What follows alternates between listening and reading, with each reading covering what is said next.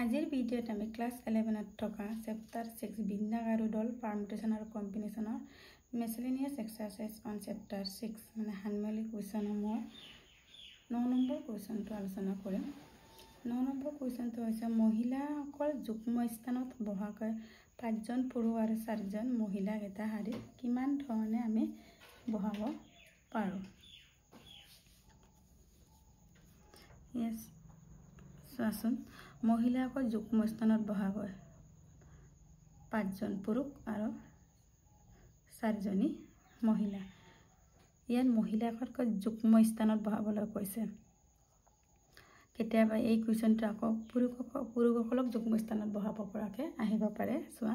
এতিয়া মুঠতে আমাৰ কিমান আছে মানুহ 5জন পুৰুষ আৰু 4জনী মহিলা, মুঠতে 9জন আছে। চোৱা 9জন 1 2 3 4 5 6 7 8 9। ইয়াত যুগ্ম স্থান বুলি ক'লে 1 2 3 4 5 6 7 8 9, যুগ্ম বুলি ক'লে ইয়াত হ'ব 1 2 2টো আমাৰ যুগ্ম। তেনে ইয়াত মহিলাসকল বুলি ক'লে উমেন, ইয়াত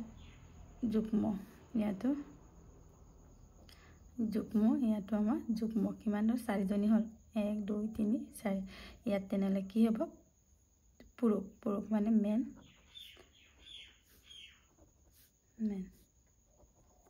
হৈছে। চোৱা এতিয়া মহিলাসকল আমাৰ যুগ্ম স্থানত বহিলে 2 4 6 আৰু 8 পজিশ্যনত,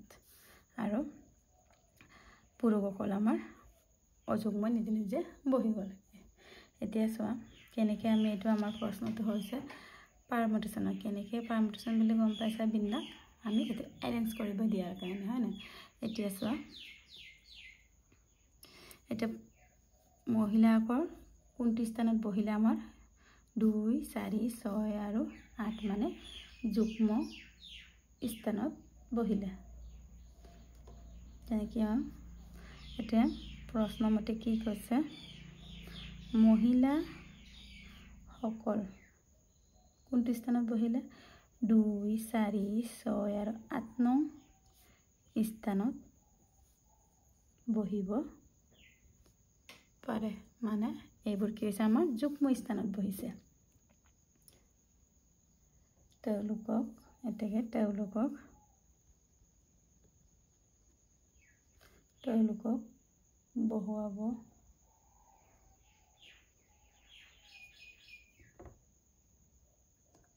বহোৱাৰ প্ৰকাৰটো আমাৰ কিমান হ'ব। তেনে মহিলা কিমান আছিল আমাৰ ফেক্টৰিয়েল 4 মানে ফেক্টৰিয়েল 4 কিমান হ'ব আমাৰ।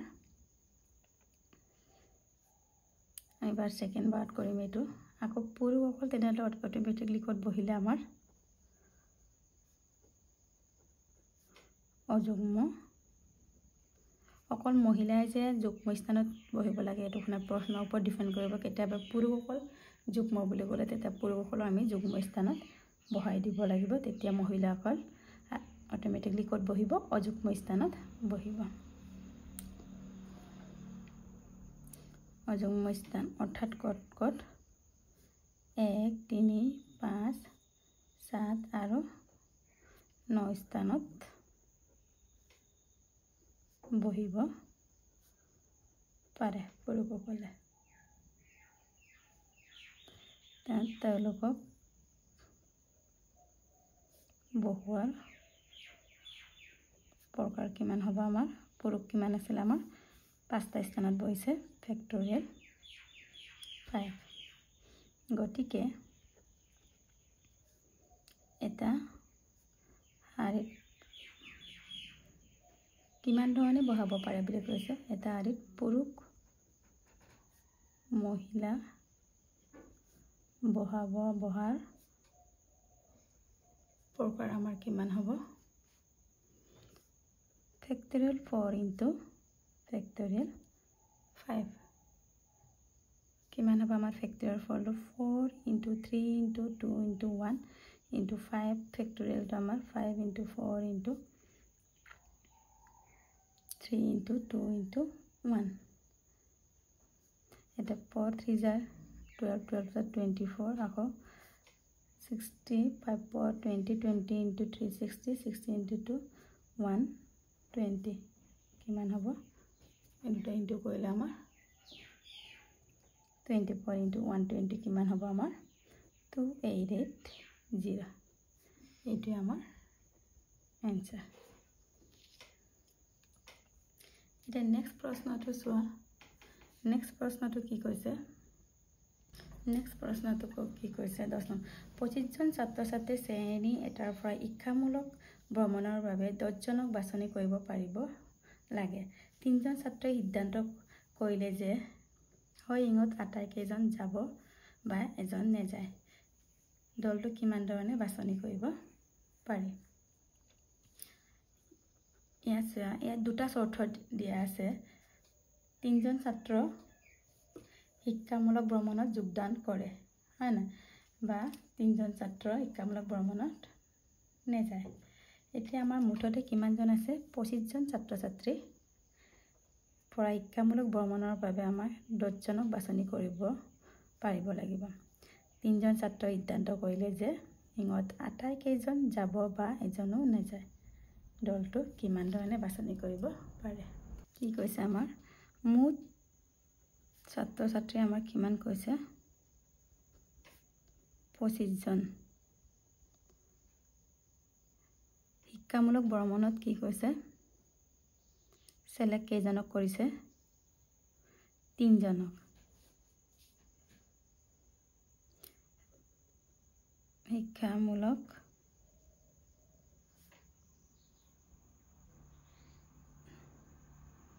ভ্ৰমণৰ বাবে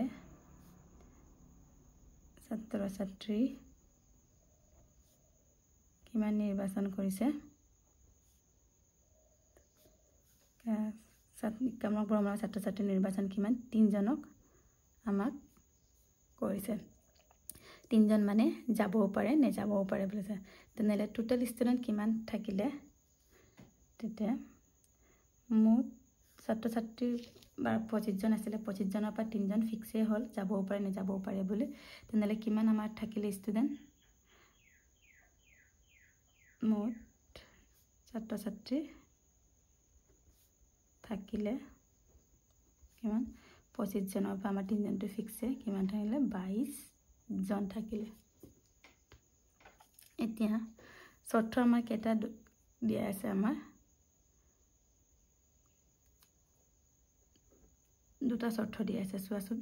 কাৰণ 3 জন ছাত্ৰ যাব বা নেযায় যদি 3 জন প্ৰথম চৰ্তটো চোৱা 3 জন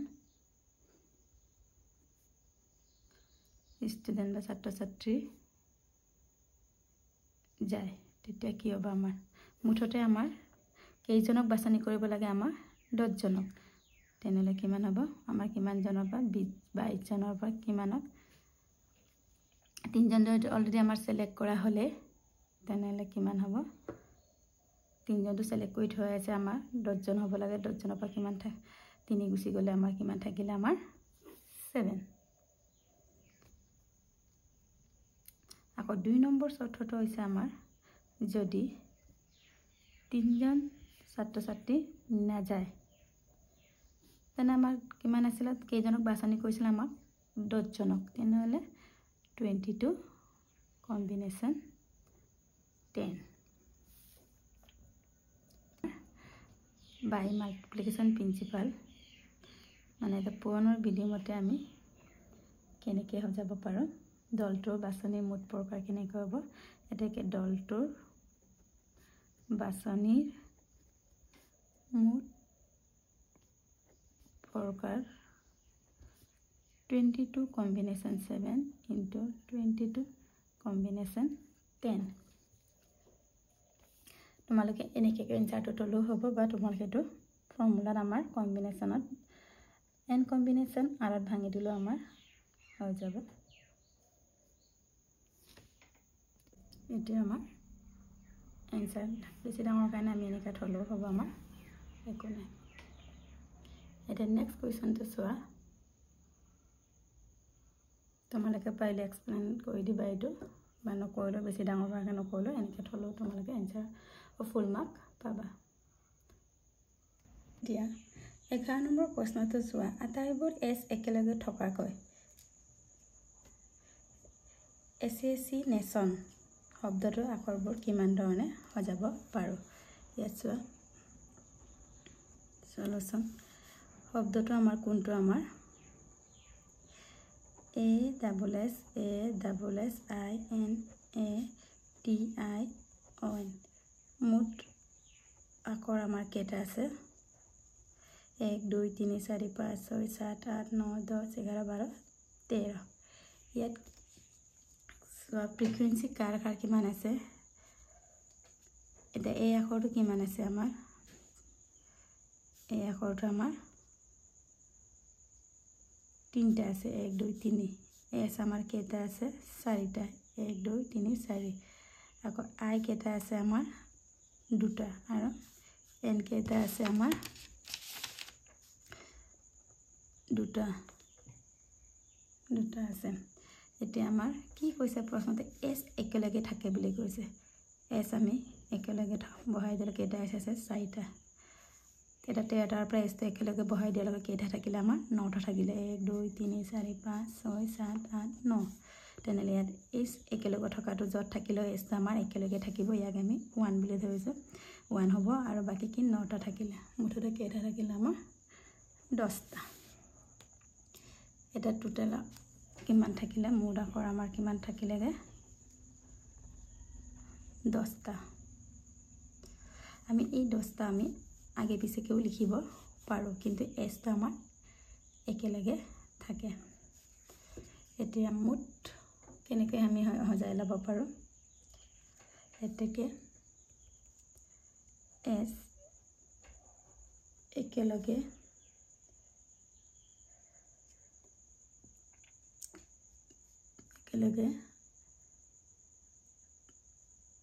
থকা আখৰ হিচাপে লয় পাব পৰা শব্দৰ সংখ্যা আমাৰ কিমান হ'ব কিমান আছিল ফেক্টৰিয়েল 10 আকৌ ফেক্টৰ 10টা আছিল আমাৰ ফেক্টৰিয়েল 10 আৰু এটাতকৈ বেছি থকা ফ্ৰিকুৱেন্সি এইবোৰ সংখ্যাবোৰ আমাৰ কি হয় হৰণ হয় কিন্তু ইয়াত এসটা আমাৰ একেলগে থকাৰ কাৰণে এসটো এতিয়া আমি 4টাটো ইয়াত ডিভাইড নহয় কাৰণ এই 4টাক আমি 1 বুলিয়ে ধৰিব লাগিব 1 বুলিয়ে আমি ইটো ৰাখিছো তেনেহলে কাৰ থাকিলে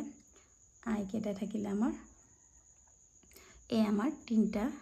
আই 2টা আৰু এন 2টা কিমান হ'বগে এতিয়া আমাৰ 10 9 8 7 6 5 4 3 আকৌ 2 টো আমাৰ কিমান হ'ব 2 1 2 1 এটা ফেক্টৰিয়েল 3 ফেক্টৰিয়েল কেনসেল গল 2 2 যা 4 আমাৰ কেনসেল গল এটা 10 into 9 into 8 into 7 into 6 into 5 আমাৰ কিমান হ'ব কিমান হল আমাৰ 15 1 2 00 কিমান হল 151200 এটো আমাৰ आंसर